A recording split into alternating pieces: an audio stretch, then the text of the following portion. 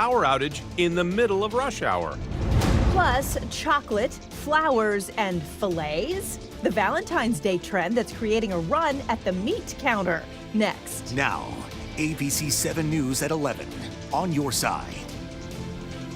New tonight, laying out a plan for the future of Ballou High School. This comes on the heels of a 7 on Your Side's massive faking the grade investigation that shed light on grade fixing in D.C. high schools. Our Annalisa Gale right now live tonight with the changes that are being made in a story you'll only see here on 7. Annalisa?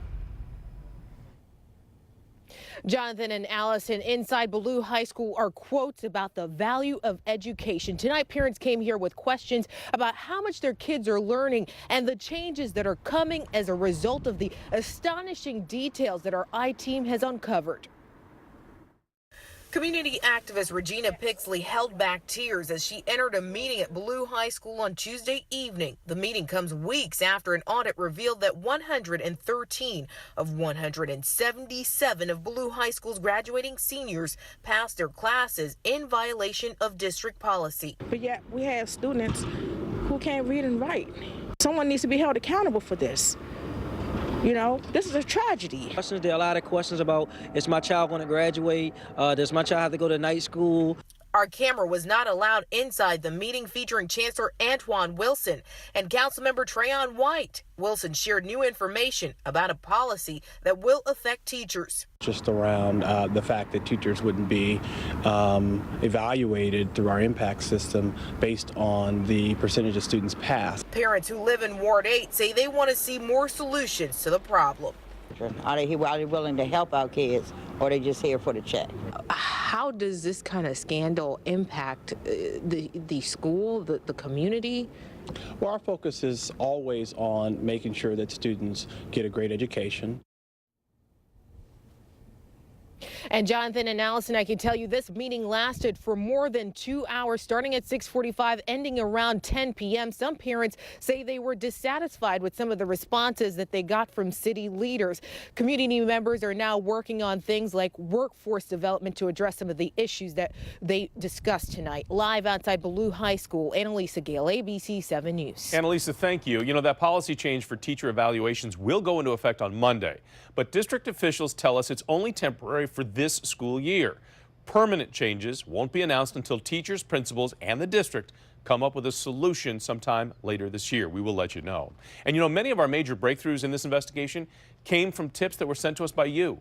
If you know of something that doesn't seem right at your child's school, you can email us or call the I-team. The number's on your screen, 703-340-3170.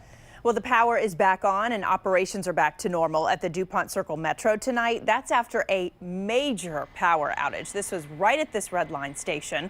The power went out just before 7 tonight, halting the elevators and the escalators and leaving the station in the dark. Look at these pictures. Some riders say it seems like just another day on Metro. It seems like every week something's happening, and I don't always have a lot of information, and it's very frustrating. I rely on it. I commute about 40 minutes every day using Metro as a significant part of that, and I'm getting frustrated. Still no word tonight on the cause of this outage. Well, here's some information from Metro because they announced word of a 6-week shutdown coming to a section on the Red Line, and that is a busy line. The Brookland and Rhode Island stations closed from July 21st until Labor Day. Mark that down. Then later in the summer, Blue, Orange, and Silver Line riders are also going to feel the impact. Trains will be single tracking between McPherson Square and Smithsonian from August 11th through the 26th. Metro says both projects occur when ridership numbers are at their lowest.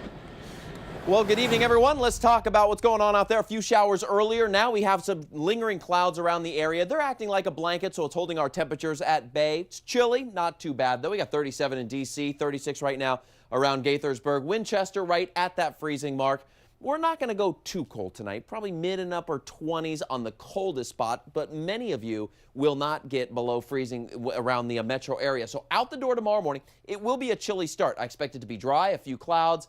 As we roll on into the rest of your Valentine's Day, there are a chance of showers later in the day. We'll break that down and talk about our first 70-degree day. It's right around the corner. That and more coming up in just minutes. I'm Nancy Chen at the live desk tonight. New fallout in the Rob Porter resignation after the FBI contradicted the White House's timeline. The White House has repeatedly said the FBI was still conducting Porter's security background check when his two ex-wives came forward publicly with claims of abuse. But today, FBI Director Christopher Wray told the Senate Intelligence Committee his agents gave the White House reports on Porter 4 times as far back as last spring.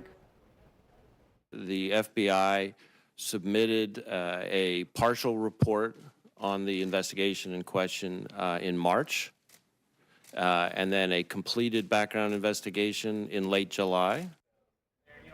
Wray says the Bureau sent the White House more information in November and closed the investigation into Porter last month without giving him full security clearance. The White House today said that contradiction was because of the White House Personnel Office. At the live desk, Nancy Chen, ABC 7 News. Thanks. New developments tonight. A second federal judge temporarily blocking the Trump administration's plan to end the DACA program in March. Now, the program does protect immigrants brought to the United States illegally as children. A New York judge ruling that the president did not give legally adequate reasons to end it. Virginia's Attorney General joining other states to file a lawsuit. This will really help bring some measure of relief to dreamers and their families that, at least for the moment, the program remains in place, and the administration has to continue to honor DACA renewals. Today's ruling and one from a judge in California mean that DACA could continue past the deadline. Lawmakers still working to come up with a permanent solution before then.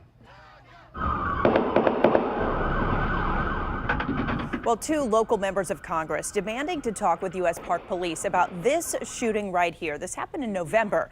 The chief canceled a meeting today, just hours before it was set to begin.